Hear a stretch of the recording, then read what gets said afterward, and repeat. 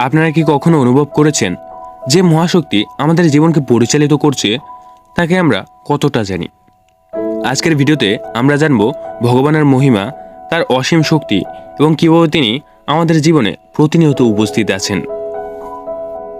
ভগবানের মহিমা সীমাহীন। তিনি এই মহাবিশ্বের স্রষ্টা, পালনকর্তা এবং ধ্বংসকারী। প্রতিটি শ্বাসে, প্রতিটি মুহূর্তে তিনি আমাদের জীবনের সঙ্গে ওতপ্রোতভাবে জড়িত। শাস্ত্রে বলা হয়েছে, যেখানে জ্ঞান, প্রেম ও করুণা আছে সেখানে ভগবানের উপস্থিতি।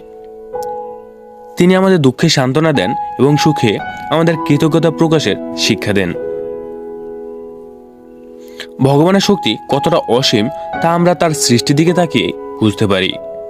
মহাবিশ্বের প্রতিটি গ্রহ, নক্ষত্র তার ইচ্ছায় পরিচালিত হয়। আমাদের পৃথিবীর প্রতিটি জীব, গাছপালা এবং প্রকৃতি তার অপার